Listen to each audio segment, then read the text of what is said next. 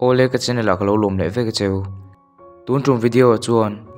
Japanese anime pakhat January ni som pakhat sang ni som ni panga chawan le ti chua Sakamoto dei su kan lo ri ke panga ama kan solo star kha ti kan tum se ta ma se copyright lama hian boina kan nei zeu zeu wangin chu cancel in tunami Sakamoto i kan ti jok don ni in mi she thiam na ka lo ngin pa chuan khonga in like subscribe le comment share lama te khan chanmin lak pui turin kang inbox cheu ni ti chuan soi chanang o abul chan na chuan assassin le geng hlom tak zinga chak le hoisen berbai taro Sakamoto chu lo lang chu ti lai chuan misul te chuan ka tum hian silai nen chuan an lo tin zone thap an han kap ta chiama le ma se taro chu alo inveng theizel a che ran ema wang le a chak ema wang chuan an khoi man meu lo an ma ni jok chu pakhat te te nan thu zo ta dial a to ber na chuan an bo su ma in loading taran mai silai chu keng taro ka tum chuan a zong ve chiam ma se taro tan chuan tiang mai me chuan tan ma lo ni lo misul bo sin a zon mol mol lai chuan taro chu hnung a loading reng hi ni in a kap ta ni hei tang ringot po hian a chak zele hoi sen je chu kan se theyang ma se ni kha chu dora hian akal a dor ngak tu wa mu chuan a du ngal ta em ti chuan a awak a du omna te chuan a zem a der ni ber atar mi te chu ke ta vek chumi hnu tang chuan genga tang te chuan bangin retire ti injia na korte chu ha ko mai le anu lo ka chuan in nein fanu du om tak an nei le ngala a fanu ming chu hana Sakamoto ni abial nu ni thin tuna nu puini ta hi ayo Sakamoto ni a chuti line taro chu ani teliana lan dan chu thla ka ni ber a to pa phei chuan a thau ta waka ma se nu pui le fanau tan chuan pathata ka ni sin chu in thlak sin asakura chu lo lang Japanese Assassin Association lamatanga tirani achan chu taro hi an geng zom tir len du a ma se lo du ve lo ni chuan tha mai po chu point ti lo ni dorlama chuan taro chu lo lang taro dor hi mizo in a chop dor kan tiang tap deuh kha ni yota chuan dar thlanga chuan a tar ke tur chu lo ziak mek hana le chung tin na chuan en tur chuan na shilhlom athal ne chuan a tar ke chu han kap ta ma se fu chu khoilama a teu lo na sa athal mu char tur chuan a vocal a kun pa chuan a bek chu alo in hong wow chu ti line customer pakhathi lo lut mek yota beka tang chuan pen tui ing chu lo bo chuak customer ke kora tak chuna bota a ke korla chu var ni boxi customer thindim le tuk chuan yota o ma chuna tham chu ta yota tal chuan a ke kora box chuna raple a thindim chu zol kher mai nek mai chu tum ayo chuan taron hena chuan thil engam hotel ti tur chu na silveng hal customer in yota chu nek tep ti a chuan taro chuan alo dang chat mai a pen ken chuan a ngonga tak chuan chhun pop ma se pena chun ka chu angai tu na lek lo ni customer po chuan iwa chak ve ti pa chung chuan a kalsan taringot thil engam muni te te chu a ti chak viau ning ti ro guys dor chung lama chuan yota chuan taro ni na chuan lom thu lo sil hanai chuan yota chu trap to lo tur chuan lo sil ve mek bok chu tian boi mal lai chuan sin asakura chu andora chuan lo long ta sin chuan ni china penai tha chak deu ingei tuana omkha ka shavek ania o ti pa chuan in mel she tirna anei kaming chu sin asakura ni a hitman ka ni a han ti chuan hitman ti a soi wang shim khan taro chuan alo nek pop chu ta sin bok chuan a suang to na rengota tual tha to lo tu chuan sil a chan chu sin hi miril ru sha thei deu ani a sin bok chuan min she to lo mi mola inoi thok chin kan ni kha a han ti zui sap sap rei lo te a chuan a fal chuan an beta sin chuan tianga omta chu a oi thei lo thu te chu soi tianga om me tan chuan a ui om thu le geng chu join le tur chuan an du thu te chu sil a thau to je te chu sil pa ngal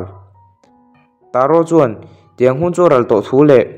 tuna om dan chu no ma ti viau thu chuan a chang sin thin rim le tuk chu sen vek soile in gangster zong zong an hlo ron thin zia le legendary hitman tia aming yel an siam sak to chu lo sil le ma se taro chuan enga tar ma lo ngai sak lo hi ni in chopstick chu roman einan chuan siam pa mal roman chu eita tui ti kher mai shin pon tiang fet tam lo tuki ei tho ti pa chuan zel zu ka tum ma se taro chuan dor chung le kot vela ti chuan zel zuk chu lo khap hi ni in apak don che ti a chuan rong kat sak pop mai le shin chu phu chiang kher mai makati boxi tiang khopa thau chung pon tiang khan rang thei nia ti pa chu ti lai chuan papa ka thian puinan mo thu chuan lo hril taro chu pui tur chuan akal ngal papa ka chuan thingzar te chuan san ema wang chuan lo kat thei lowa chu thil chu taro ti thei zong ni chuan ti sak sham tur chuan angin taro chuan thei ti pa chuan han kat tan ta rin ai na lo chakin arang le jek mai chu thil sana na han mu chuan amak ti lutuk chu alo ka ho hi ni ber thing chuan kat zo chuan ano pui ayo chuan an fanu hana chu ril tram thu le e tur pe tur chuan sil ngal taro po chuan thu oi deuh hian a pe mun danga po mi panau pang pani hian bol pakhat chau an nei wang chuan an lo tap taro chuan bol pakhat chu la in a then sang tamak pani a chuan a chuat a dai na pangte chu pe ve ve an lom kher mai chu ta sin kham to lutuk chu he kho pui mi zong zong tan hian chelo ami ni ti in thinrim deuh hian han zot ole tuna chung ka sha thiame ini dan ang khan omro ma sei ni nei chui je breng thei lawang kakal to nge ti chu ti lai tak chuan yota khan a thal lem bok chuan alua tak chuan lo ka fu yota chu tlan cheng hal dai sin thin ur lai ni bok nen a thin ur chu zual hle sin chu kar chung a chuan luta a in khal chuak ngal mai don emo ti nak lai chuan taro mi zele omdan te chu a in thlak to hle mai han ti ma se mana chak deuh kha len tho a thau ngai a che tan zete a chak zete kha ti pa chuan a nuwa chuan a hlim le lutuk chu car steering chu tau ta pop pop mai chu ti lai chuan association lamatang an boss nagumo tang chuan ko chu dong ta hlol an boss chuan sin he na chuan taro chu geng zom le tura a sil le sil lo chu zot ngal a zom du lo chuan tha tur ni kha ti chui pa sap chu ta sin chuan ka sil to ma se du tlat lo ka lo tum zelanga ti pa a that ka ring to lo a thau to lu to ti chui pa bok nagumo chuan geng chu san tu chu khovela tang thai bo ni tu thu chu soi chu dan omsa chu taro chu na bo sia chu wang chuan kan kaltir mai mai thelo ti pa bok isiamo shin ti pa chuan ami son chu ti thelo ni chuan midang po ti tur an tam je te chu shil ngal bok chuan lami siama taro noi of vei chuan anun na ta na poi vek tur thu chu na shil ngal bok shin ning deuh chuan kol chu off mak tong tam na tuk mai ti zui sap atu ka chuan yota chuan eng ek emoni hi lo en malmal hanan he na chuan eng ek ngei hriam tin han zot pa chu ti lai chuan sin chu lo lang ayo chuan sin ni em voina mi khopui chu san don lo ti ma se sin chuan lo chang chuang lo akal tang dei chu ta yota bok chuan sin he na chuan hei eng ek ngei hriam alien ek ang turo tin han zot ma se sin chu ngai thlo om ang point om lo tuna chuan in be na tak tak tan no hun to e tin han phun pa sap sin chu dora chuan vocal taron he na chuan voina hian khopui chu san ka tuma ka kalmai lo mang tha che ka du ani ti pa chuan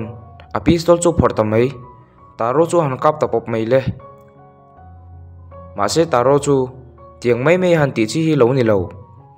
a suit mom lai mang chuan alo dang let ngal ice cream chu na vom zui le chu ta sin an a han en le chuan taro chu lo bo te dei makati kher mai a skills vel chu la thai ngil bik lo ani shin bok chuan ril ru ka shavak thei nia lo chuak mai ro ti ma se taro fin chu la luk lo de wani ei tur kor chum hun dang hi na vom pop shin chu na ma thom ni ringin ven tur chu na kal ma se taro om na thlen ma chuan sui chuan shin chu lo ka pop shin po chu alo in dang ve thei zel ma se to pa chuan taro chuan chip sian a luwa vo pop taro chu lo in binin anung lama chuan lo ding taran mai shin a lo hoi ve la chuan taro chuan a hnek ta pop shin hi chuan ala hnei lo ve deuh chu ni shin chu ni ko shalo chuan a tlu zui ngal shin danga chuan shin chu lo harta ayo chuan hanan he na chuan janre ei thei to e ti pa chuan do kan kil tura sil al al thom chu sia chu ta hana chuan shin lo war chu mu anu he na chuan a sil ngal ayo chuan ilo har thei chu lo mom hle mai ti ve bok chin chu lo thau chuak a sek ngang mai khoya nge kom ti chuan ayo hne na chuan zot ngal ayo chuan scan for a rom mek thu le dor chung chian ni thu chu na lo chang rei lo tia chuan zan re chuan kil ta ayo chuan sin hne na chuan cho hi tam deuh ngei du tam u chuak deuh ti na lo fiam sin chuan a tok che du thu chu lom fashion lo chuan a soi ei dura te hian tur te hin telangem le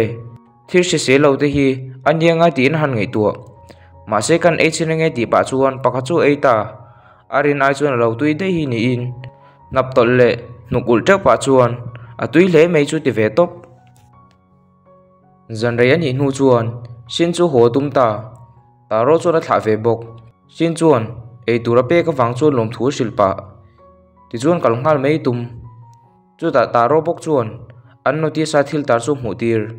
chu ta in je dana chuan I lo kala wangin kan lom tuk ni danga I lo kal le thin don ne ti in jek chu lo ni sin chuan ei lo de hian a kal san ta dei nakina chuan sin chu an ging ha omna chu na vakal an boss bear nagumo po chu ama chuan loading reng to nagumo chuan in na chui lati theilo chu nia ti chunga hian kalung oi lo khop mai lo ti pa a tha thei don ne don lo chu zot ngal bok sin chuan san nge na po se lo a boss ne na chuan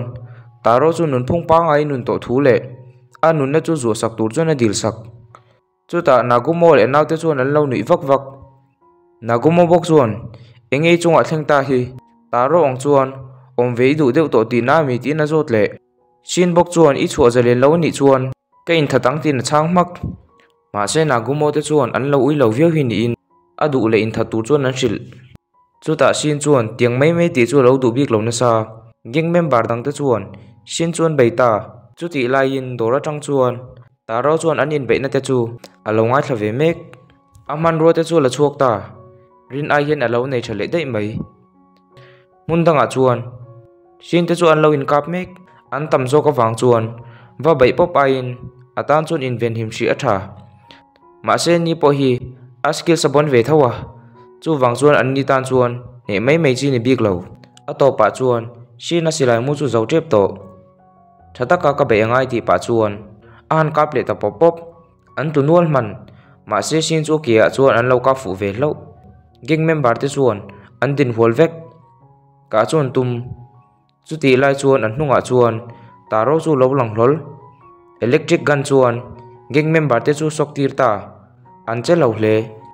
gang member zong zong te chu taro chuan pakhate te chuan a tha zo le ta vek mai a to pa chuan nagumo te chau chuan om ta an ni po chu zo bik lo sin chuan makti hian a lo thlir top an noi chimi vek nuwa chuan sin chuan ang tin nge ka om nai sia thei tin han zot chu ta taro chuan a hma a lo be lai khan a silai chuan GPS tracker chu alo da hi ni in chu wanga ni thu chu na hril sin chuan finga lo tiril ru hle angai sang ve thot ani taro kha ni meo ti na ngai tu sap ole tun tum episode chu tiang jong hi ni a like subscribe le comment share lama te khan kan lap pu la episode 3 ron ti chu thoi kan tum don nia